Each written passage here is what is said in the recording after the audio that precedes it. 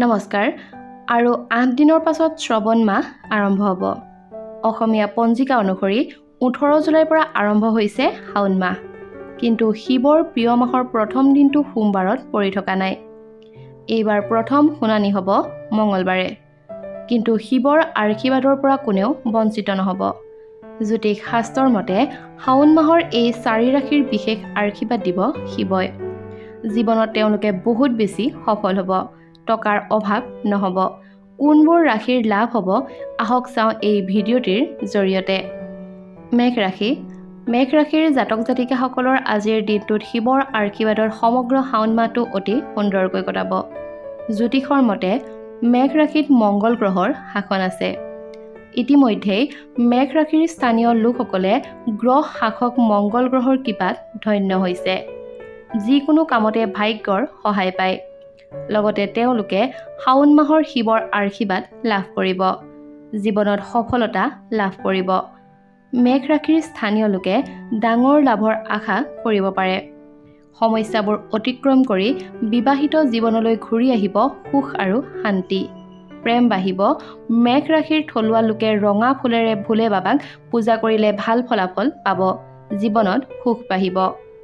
দ্বিতীয়তে আছে সিংহ ৰাশি। শাওণ মাহত সিংহ ৰাশিৰ স্থানীয় লোকে চাকৰিৰ সন্দৰ্ভত ভাল খবৰ পাব পাৰে। কৰ্মক্ষেত্ৰত উন্নতিৰ নতুন যুগ আহিব। ক'ৰবাত যদি আপোনালোকে বিনিয়োগ কৰিছে তেনেহ'লে শ্ৰাৱণ মাহত ভাল ৰিটাৰ্ণ পাব পাৰে। শাওণ মাহত বিনিয়োগ কৰাৰ পৰিকল্পনা কৰা সিংহ ৰাশিৰ স্থানীয় লোকসকলো সফল হ'ব।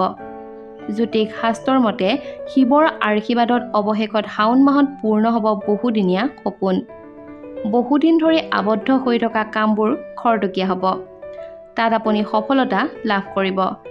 টকাৰ অভাৱ নহ'ব। বৈবাহিক জীৱন সুখদায়ক হৈ পৰিব। অটোমোবাইলৰ সৈতে জড়িত যিকোনো বস্তু কিনিব পাৰে। সেয়া মটৰ চাইকেল হওক বা গাড়ীয়ে হওক। 3 নম্বৰতে আছে তুলা ৰাশি। ভোলেনাথৰ আশীৰ্বাদত তুলা ৰাশিৰ জাতক জাতিকাসকলৰ আজিৰ দিনটোত শাওণ মাহৰ কেৰিয়াৰৰ ক্ষেত্ৰত ভাল ফলাফল লাভ কৰিব। জ্যোতিষৰ মতে বাৰে বাৰে আবদ্ধ হৈ থকা কামবোৰ ইতিবাচক ফল দিব। শাওণ মাহটোক নতুন ব্যৱসায় আৰম্ভ কৰিবলৈ ভাল সময় বুলি বিবেচিত হ'ব। শাওণ মাহত যিকোনো নতুন কাম আৰম্ভ কৰিব পাৰে। ভোলেনাথৰ প্ৰিয় শাওণ মাহটোৱে তুলা ৰাশিৰ স্থানীয় লোকৰ বাবে ভাল সময় কঢ়িয়াই আনে। তুলা ৰাশিৰ জাতক জাতিকাসকলৰ যিসকলৰ ষ্টাৰ্টআপ আছে তেওঁলোকৰ শাওণ মাহত লাভ বাঢ়িব। ধনু ৰাশি। শাওণ মাহ ধনু ৰাশিৰ বাবে অতি লাভজনক হ'ব। ব্যৱসায়ত বহুত ভাল ফল পোৱা যাব। শিৱৰ আশীৰ্বাদে খুব সফলতাৰ দুৱাৰত টুকৰ মাৰিব। জ্যোতিষৰ মতে শাওণ মাহত ধনু ৰাশিৰ বাবে হালধীয়া ৰং শুভ বুলি গণ্য কৰা হয়। গতিকে জ্যোতিষীসকলে শিৱক পূজা কৰিবলৈ হালধীয়া কাপোৰ পিন্ধিবলৈ পৰামৰ্শ দিয়ে। প্ৰতি সোমবাৰে শিৱৰ মূৰত পানী ঢালিবলৈ পৰামৰ্শ দিয়ে। বন্ধুসকল, এই 4 ৰাশিৰ লোকে 8 দিনৰ ভিতৰত ভোলেনাথৰ কৃপাত বহুতো সুখবৰ লাভ কৰিব।